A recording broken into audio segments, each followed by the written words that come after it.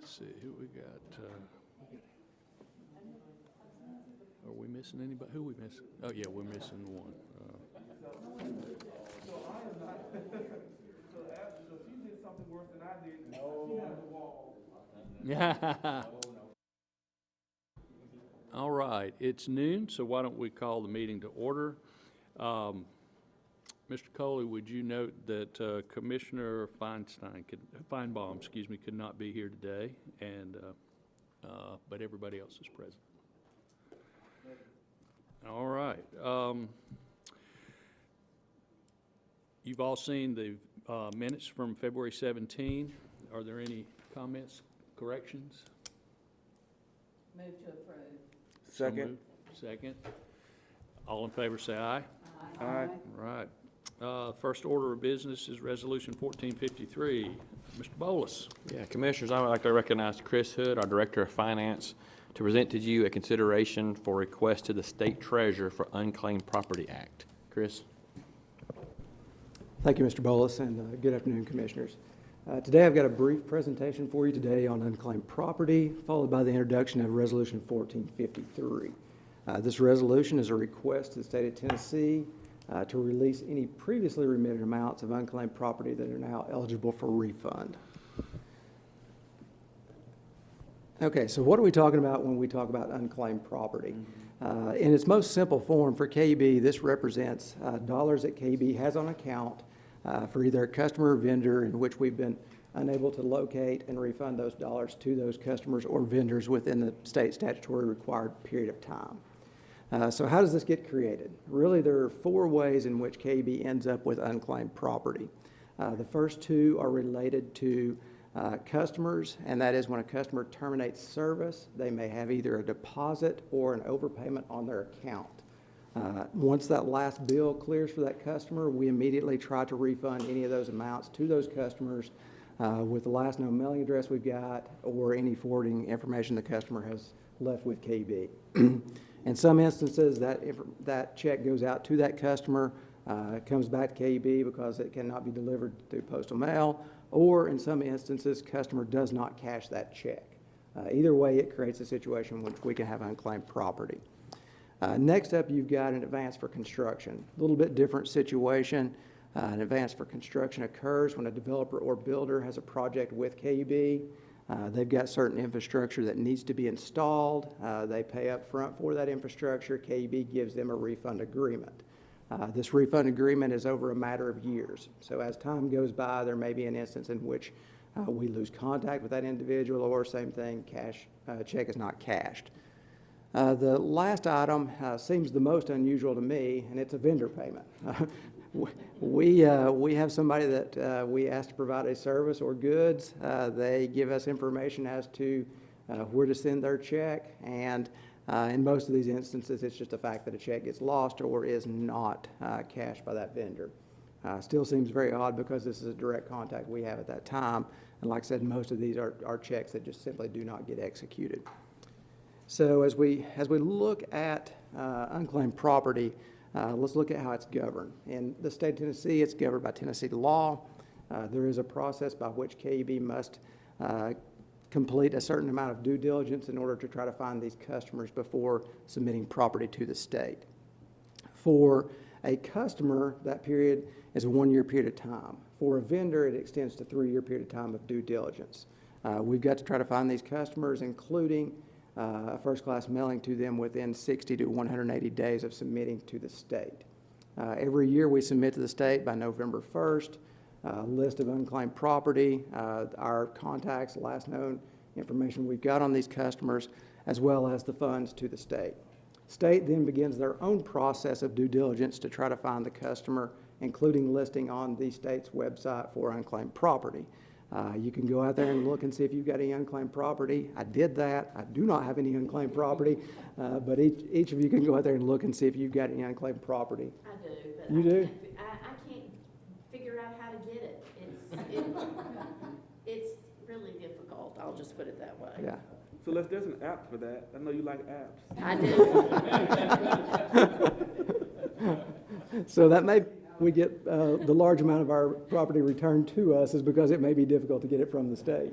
So, but we're currently at the point to where we've got a set of property that we have filed with the state, where the state has completed their 18-month process of due diligence, and this resolution before you today is to request that back from the state.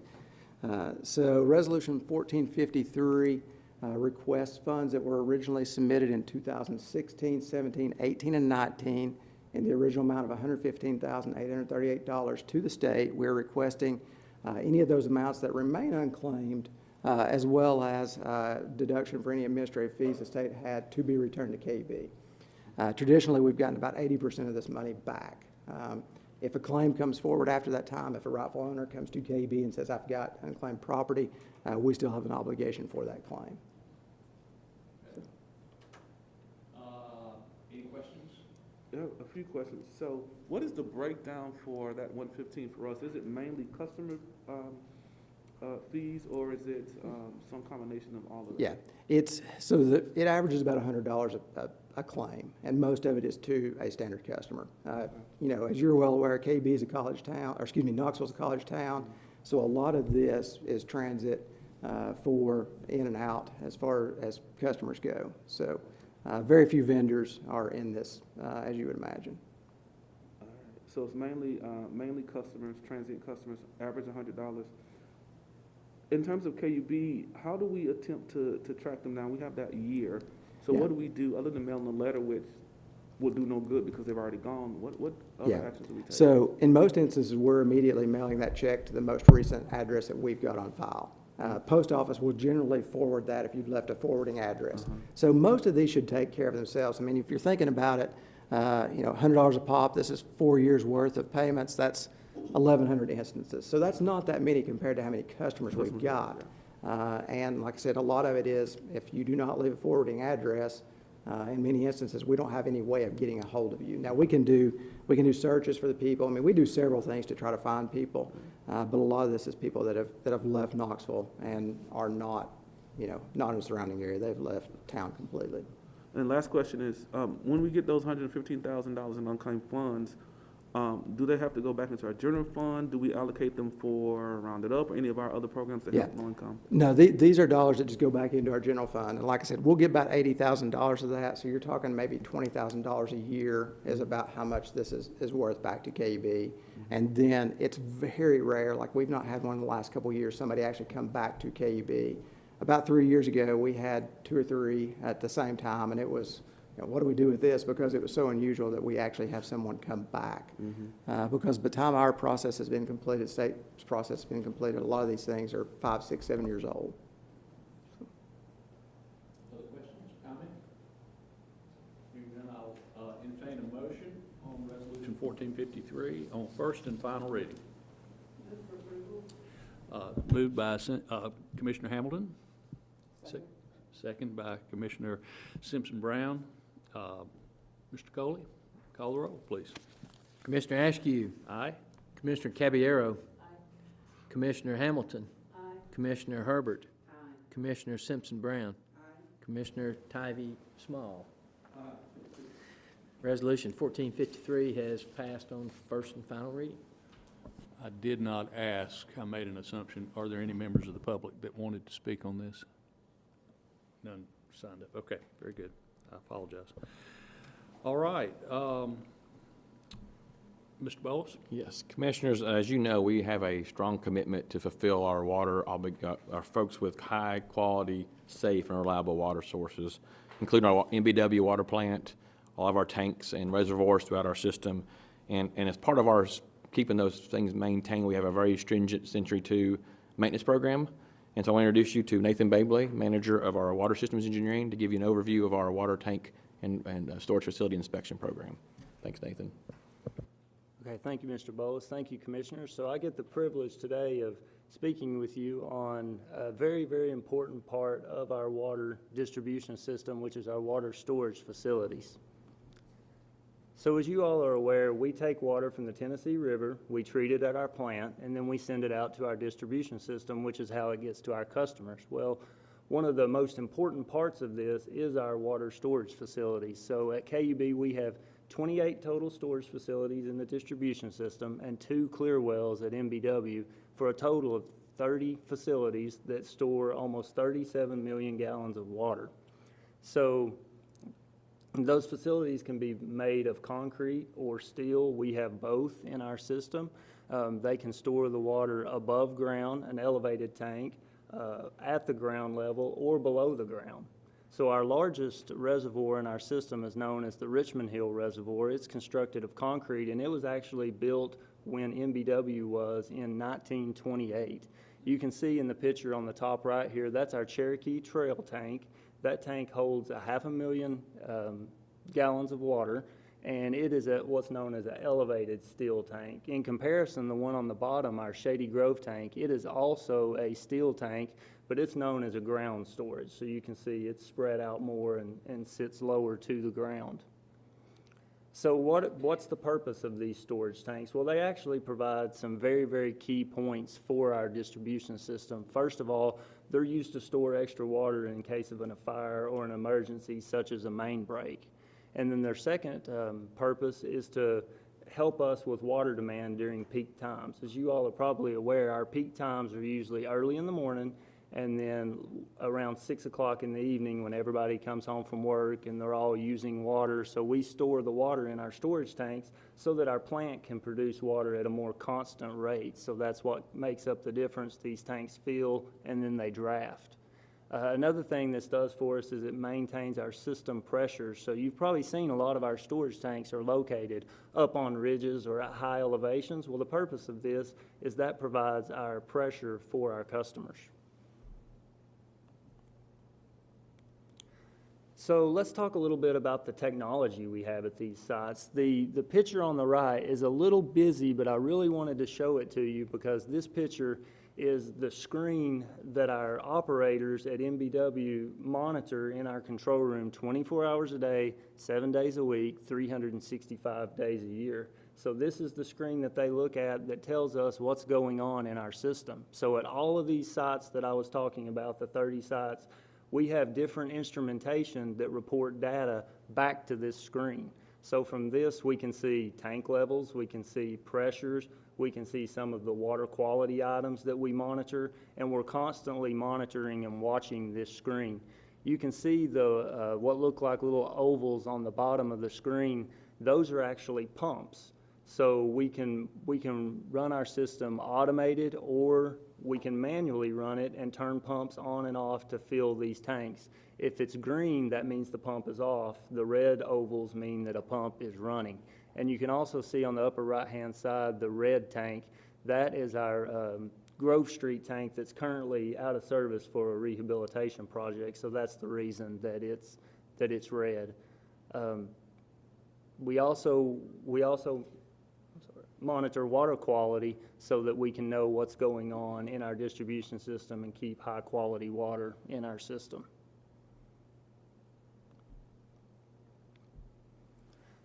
So we have some very robust inspection and maintenance programs that maintain the useful life of these tanks. These tanks are inspected on a 5-year cycle. That's a TDEC requirement for all public water systems. So that's how often that we inspect these tanks.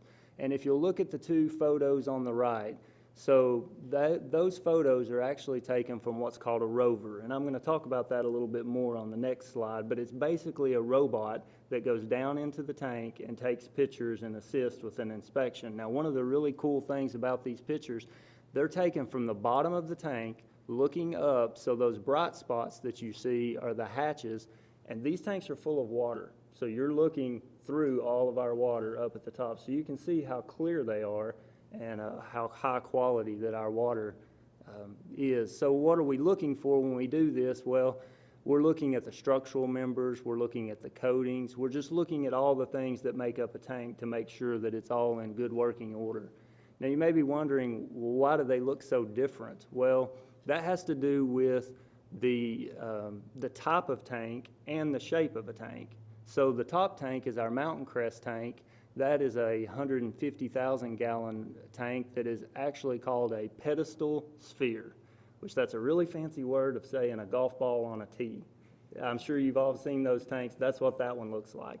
So the one on the bottom is our Shady Grove tank. It's also, it's the 500,000 gallon tank that you saw in a previous picture, but it's a ground storage tank. So when you're looking up at the roof of it, you can see all those steel members that are holding up that roof. So here at KUB, we utilize two different types of water storage inspections. And basically the main difference of those are whether we take a tank offline and drain all the water out of it, or if we leave that tank online and we inspect it with it still in service and the water inside the tank. So if we take the tank offline, that's called a strategic out-of-service inspection. These are typically more accurate assessments because we're able to enter the tank. We're able to get in it. We're able to look at things. We're able to touch things. And you can see an example of that in the top photo there.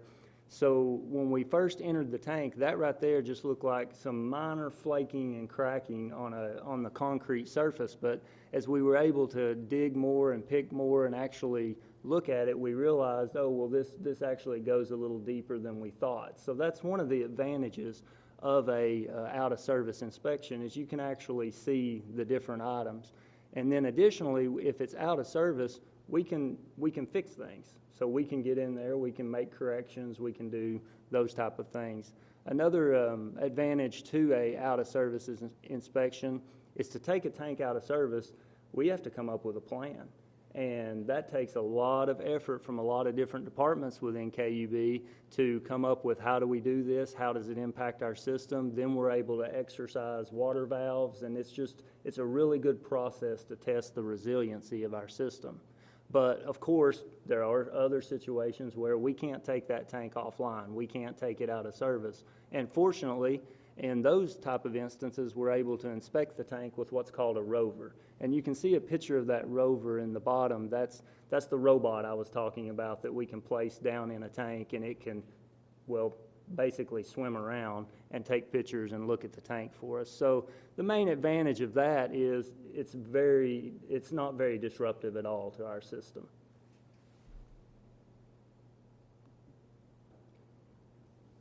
So for 2022, we had 6 total tanks that we had planned inspections for. And as you can see, we utilize both different types. We take some out of service, and then we utilize the rover for other inspections. We're actually complete with all of those inspections this year. What we try to do is we want to do those inspections during low demand times. So we normally start in the wintertime and try to finish them up in the spring before the peak summer demand picks up. The picture on the right that you're looking at is our Grove Park tank. It is a steel tank, 155,000 gallons, that we completed a rehab project of about 14 months ago.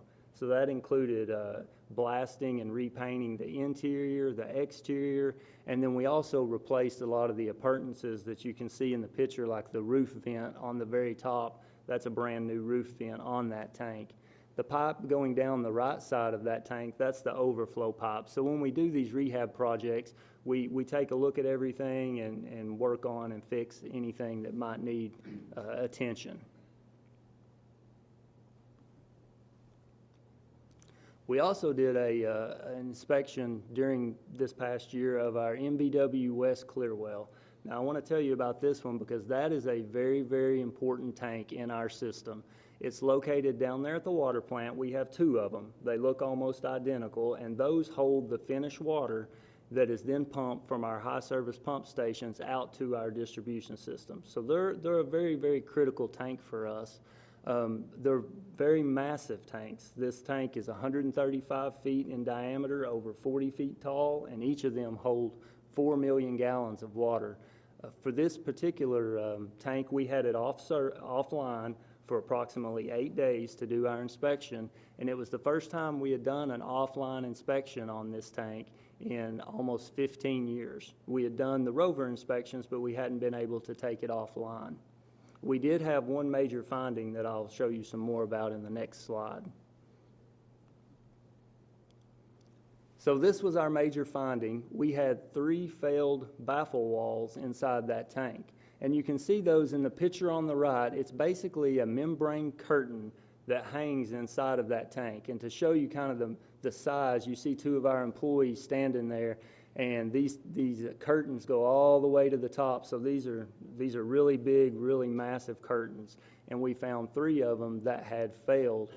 These curtains are a water quality feature. So what they do, if you look at the picture on the left, that's a plan view, like you're looking down inside that tank. And each of those lines represents one of those curtains. So the water actually comes in right here, and it serpentines back and forth all the way around till it goes out here. And the purpose of that is to prevent that tank from short-circuiting, but also to allow time for our water to mix with our disinfection. So we're working on now a plan to replace those failed baffle walls. They are wall W, P, and M. That was the 3 that had failed, and we went ahead and removed those from the tank.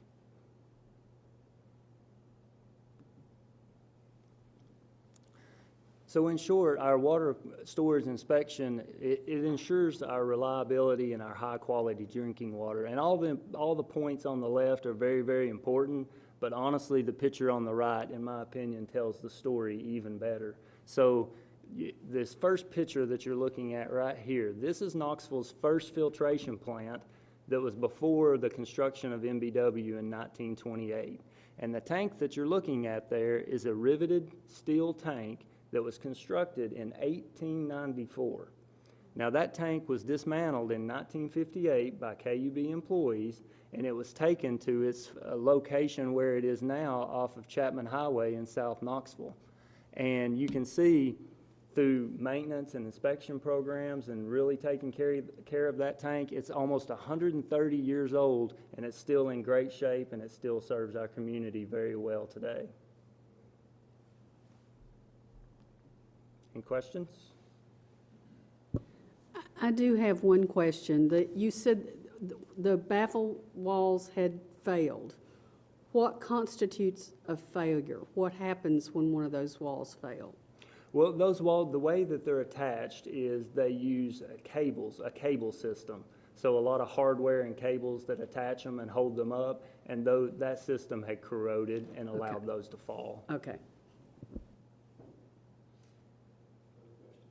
I always wondered why these water tanks were elevated. And so you're telling me that it's because of pressure that makes it better for them to be elevated? Yes, ma'am. So we pump the water up to that elevation. It's held in the tank, and then it drafts back out by gravity to go to our customers. So that's what provides the water pressure. The higher the tank, the higher the pressure. So that's why every small town has got a water tower. You got it. That may help pilots know where they are. I asked that exact same question I gave yesterday. I said, we always had a water tower, and it was great sport in high school to try to figure out how to get up there and leave your mark. Okay. So there's one question for you. So the water towers or tanks, they are primarily used as backup or primary water? Only if there is an issue or No. need be or? They're primary water. So they're in a constant draft fill cycle. So what that means is we're constantly filling them, then the water comes out and it gets used. Then it fills up, then it gets used. So they're constantly turning over water. Yeah, and so what that gives you is, and I'll add on to that, so when a fire occurs or something big where the fire department needs a lot of water in a hurry, you want to have that storage, because you can't pump as fast as they need it in a lot of cases. So this gives you a lot of, and then that night when it's over, we'll pump it back full again, and the process repeats itself. So it gives you a lot of storage for those one-off events like that aren't planned. So. Gotcha. Thank you. Good. Thank you. That was fascinating. Thank you.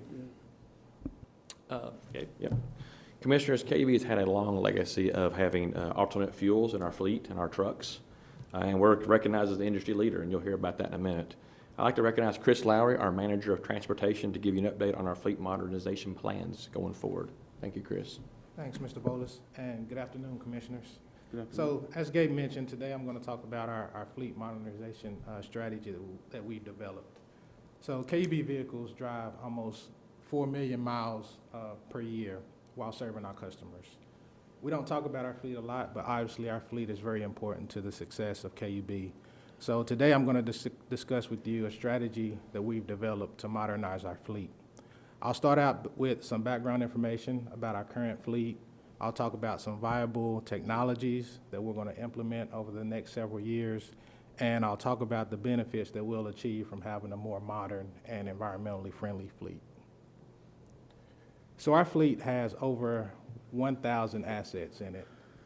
They comprise of roadway vehicles that you see. Those are the cars and trucks that you see driving on the street. We've got construction equipment, forklifts, generators, various types of trailers, and we've got cranes and booms that are mounted onto the roadway vehicles. Roadway vehicles are classified as light duty, medium duty, and heavy duty. This slide contains some examples of vehicles in each of those classifications. The truck at the bottom right is a hydro pressure digger truck. The truck at the top right is one of underground construction's crew trucks.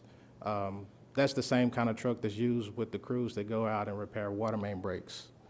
And then the light duty pickup truck on the top left, it represents light duty. SUVs, cars, vans, they're also light duty vehicles.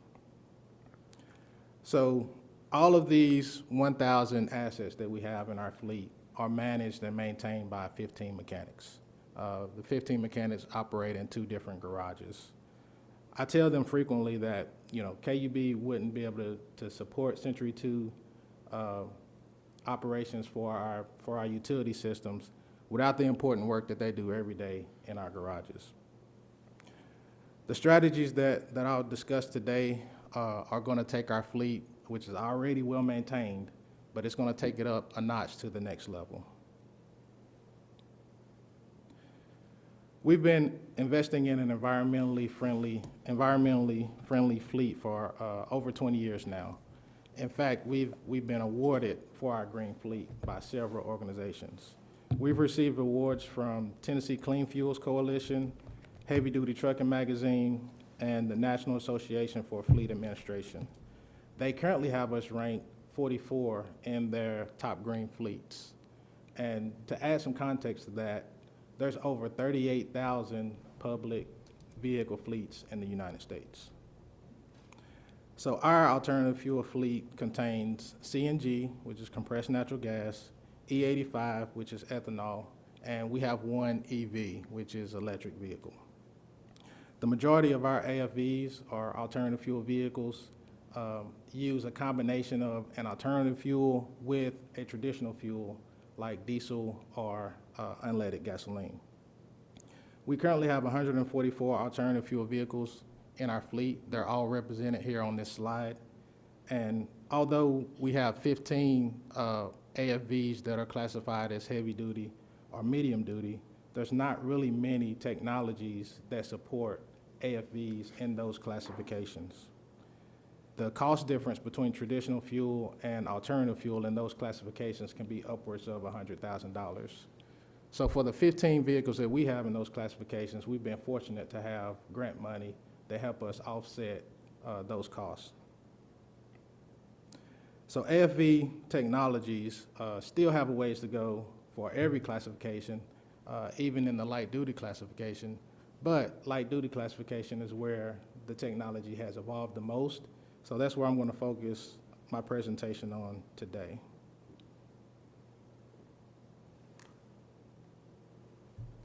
So this slide contains some examples of alternative fuel vehicles in our light duty fleet. Our current alternative fuel fleet represents about a 15% savings in tailpipe emissions. And we want to continue to advance in that area. So we put together a team of internal stakeholders with the goal to optimize our fleet and to increase our vehicle efficiency. So ultimately, there's 2 things that we want to do. We want to lower the average age of our fleet, and we want to increase the number of alternative fuel vehicles in our fleet. And when we do those 2 things, it's going to give us even more reduction in tailpipe emissions. So this is one of my favorite slides in the presentation. It illustrates where we will be in 10 years from now. So the left side of the slide represents where our fleet is currently today when it comes to alternative fuel vehicles and the age of those vehicles. And then the right slide illustrates where we will be in 10 years. So we'll go from 38% alternative fuel vehicles in our light-duty fleet to 70%. And then we'll go from having almost half of our light-duty fleet being older than 15 years to 92% of our light-duty fleet being 15 years or newer. And that transition is going to translate into about a 16% reduction in tailpipe emissions. Now, 16% may not sound like a lot over a 10-year period, but keep in mind that's in addition to the 15% that our current fleet is already saving. Now I want to discuss with you the strategies that we developed to accomplish these fleet improvements. Before developing those strategies, we did some benchmarking against other utilities, we researched industry standards, and we explored what available technologies were out there. One of the first things that we developed was a purchasing priority table that you see on the bottom right side of this slide.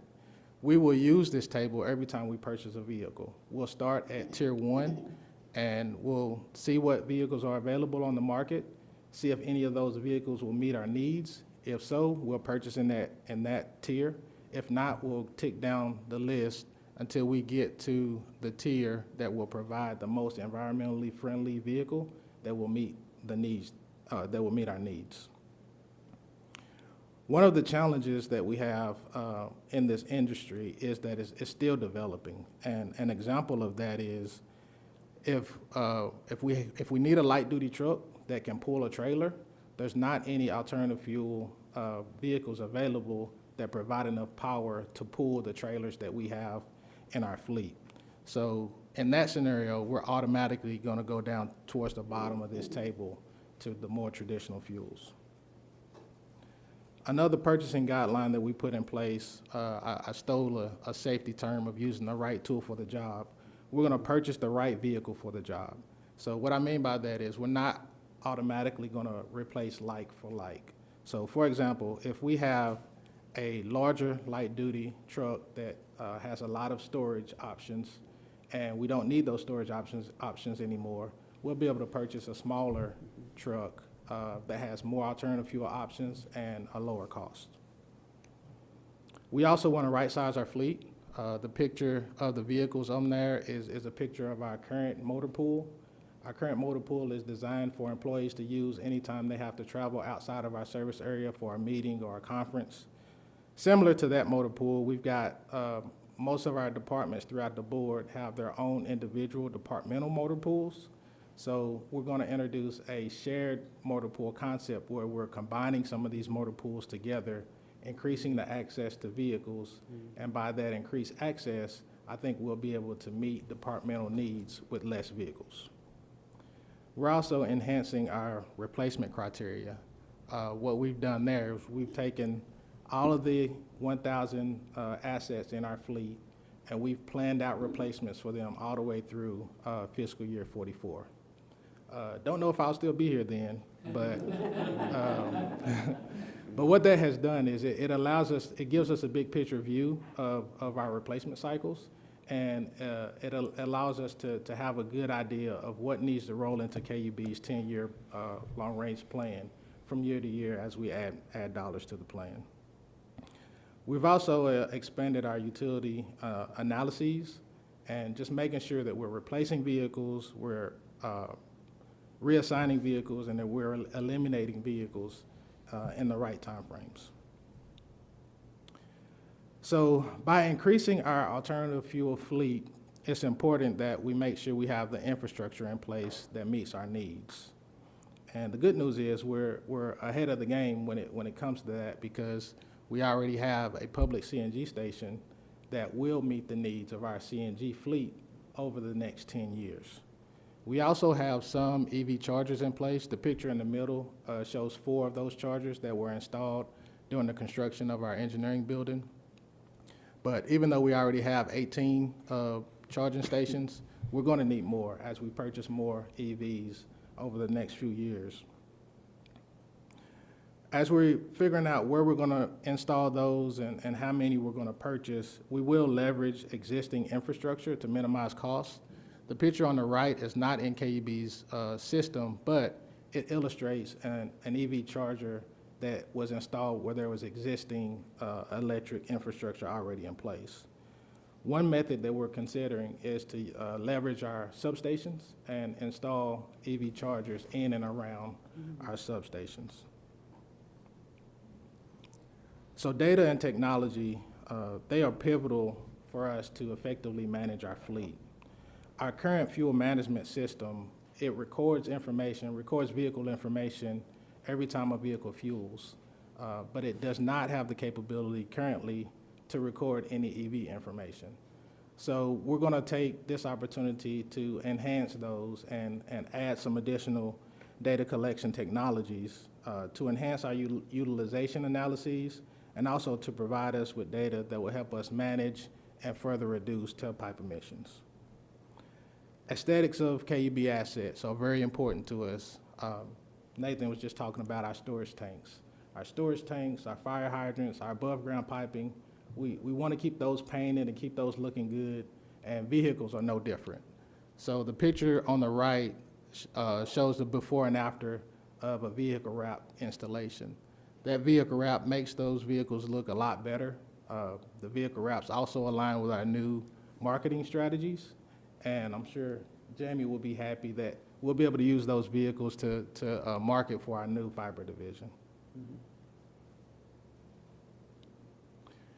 So in closing, I just wanted to remind you that we are already an award-winning fleet. I mentioned before some of the Green Fleet Awards that we have, but we also receive awards for our overall fleet. The National Association for Fleet Administration, several consecutive years, they've considered us a top fleet in the United States. In 2021, we were ranked 77 in their 100 best fleets. And just this week, I got notification that we're going to be recognized in their best 100 fleets for 2022 also. Don't know what number we're going to be yet. I'll find that out sometime in April, but that'll be the 14th consecutive year that they've recognized us. So as fleet technologies continue to evolve, the modernization strategies that I discussed today will help us to continue to be one of the top fleets in the United States. Are there any questions? Thank you so much, Chris. That was really interesting. I'm excited to hear how much we're moving into alternative options in terms of cars. I have two questions. As we change vehicles and as we do these wraps on vehicles, which I really like, and I've seen a couple of them around town, what is the bidding process for small-owned businesses and diverse businesses in this process? I know we have something in place, but how does that work? So we have a service agreement in place right now, but as we add additional vendors, we'll use our current small business program to use them as much as possible. So I guess in terms of, I'm thinking, I don't know any right now, minority-owned businesses that'll be like, oh, how does a company get on that list? What does that process look like? And it might be. So yeah, so we, as we rolled out this last year, we have a new small business program, and the idea is to encourage MBE, WBE firms to be part of that. We have some folks helping us with that. So we go out and scour the world as we bid out something to find out who's out there. At the same time, if we don't have anything out there to bid, you can come to us and say, I want to be on your list, and we'll get you on our list. And so some of those folks, so it works both ways. As Chris said, we do a lot of, once you got the truck in service, there's a lot of things we do to maintain it, wrap it, keep it in service, and that's what we're trying to target with those folks. And, if there's people out there or we have folks that are looking for those, whether it be searching the web or just word of mouth, that's great, but we do add them to our list. And then as we bid out those services, they're notified that they can bid on that work and be part of that. But that is a strategic part of our thing. Just two follow-up questions. Yeah. Who on our team is in charge of that? And is there an education process to help minority-owned businesses understand what that bidding process looks like? Very much. Do you want to take that, Mark? Sure. 'Cause you- That is a active component of our procurement department. Nikisha Thompson is our program coordinator for that, and she works with procurement staff on that. But as you know, Nikisha is very active in the community, and she is constantly on the lookout for new businesses and new firms, and that includes our small business enterprise initiative as well. Thank you. I don't, The nice thing I think you all are doing is you're putting out on social media when you're bidding something. And so, you know, if somebody is tuned into Twitter or something of that nature, they know that we have a bid open for, you know, this service or that service. And so it's a pretty transparent process. Yes, we have a newsletter. Commissioner Bolus, I'm sorry. so, was someone talking? Sorry. Commissioner Bolus, President Bolus, I think it might be helpful to include on one of our agendas, maybe the work that Nikisha is doing, so that the board knows kind of the processes, and then as she goes and to meet with communities, many of us are connected to communities as well, then we can also share some of that, because I did get, you know, I talk to her often, and so she's given me some recent statistics and data about where we're going with our MBE, WBE, and disadvantaged business enterprises, and I think that's helpful to share so that we can continue to push that out into the community, because we made some progress, but we still certainly have a long way to go. Duly noted. I'll make sure that's the case. While I have the floor, can I ask my question? All right. So Chris, I was very, very happy that you talked about that shared services model. Many organizations that I am affiliated with are now moving towards shared services. It certainly helps with efficiency, but it also is cost effective. When we purchase vehicles that belong to departments at this very moment, do they purchase them separately from the overall process, or do they go through you, purchase them, and then go back out to their department or office?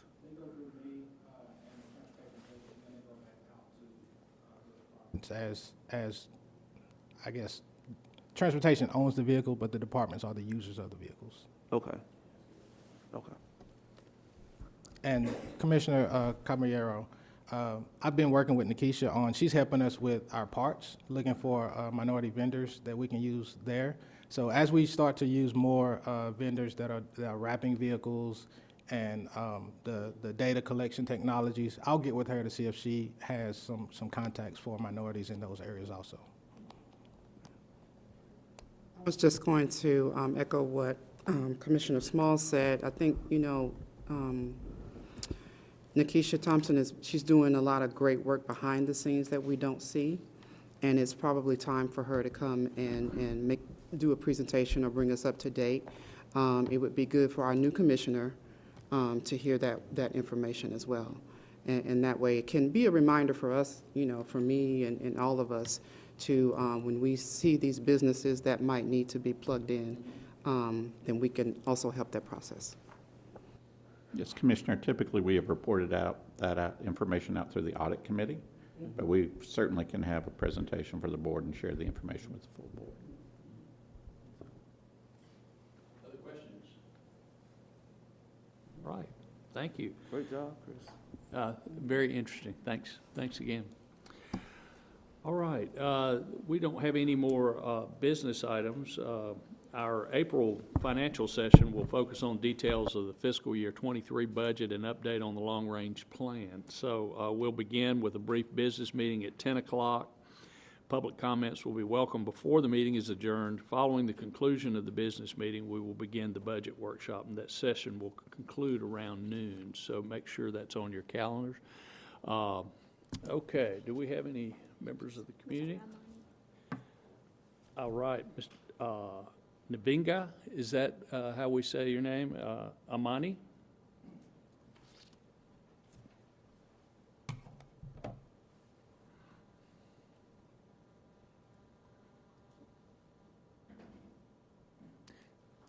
right, so yes, my name is Nzinga Amani, formerly known as David Hayes. I know some of you all in the room.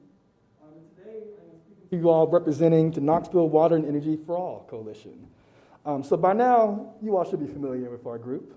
Let me correct this real quick. So you all should be familiar with us and the dozens of organizations in the community who are in our coalition who are working to transform how we manage our utilities so that water and energy is accessible to everyone in Knox County. Today, I'm speaking to a specific need of KUB to make the utility disconnections data by census tract public. Over 100 people and multiple organizations have signed on, and I will be leaving this petition for you all with one of your staff, and also you can expect it in your inboxes. So this is the petition that over 100 people signed on to. Tell KUB we need to know about utility shutoffs. Earlier this year, the Knoxville Water and Energy for All research team found that Black and brown census tracts were 200% more likely to be disconnected from their utilities. Since then, KUB has stopped sharing key data that allowed us to do this research by census tract, and as customers of KUB, we know how these disconnections are impacting different neighborhoods and demographics in our community so that we can find solutions that are equitable and just. Sign this petition and tell KUB to make utility disconnection data by census tract public. KWEA has been able to obtain some of the data we need to know how utility disconnections are impacting our community through public records requests. But in these open records exchanges, KUB has claimed that they do not have the capability to share data by census tract, even though they were sharing the same data with KWEA previously. From January to September 2021, KUB disconnected 9,150 households, some more than once, from the utility services. This means that tens of thousands of people in our community lost access to the power and water because they are not able to pay their bills. This is a critical time for KUB customers, nonprofits, organizations, and elected leaders in our community to have access to detailed disconnection data. We need to know about utility shut-offs. So again, I will be leaving this with your staff. You can expect to see this in your inbox. And I hope that you all will listen to the community and release this data. And furthermore, to continue what people in the community have been advocating for, I hope to see soon a workshop to actually get into the disconnections and deepen your knowledge into that. The racial and class implications to this is, honestly, it's despicable that this is going on in our county. And I hope to eventually work with you all, and our group to work with you all to transform how we have our payment methods so that we can really do what we can to make sure water and energy is accessible for all residents of Knox County. Thank you all. Thank you. Following the adjournment of this meeting, the board will have a lunch session that is open for the public to observe. This meeting is adjourned.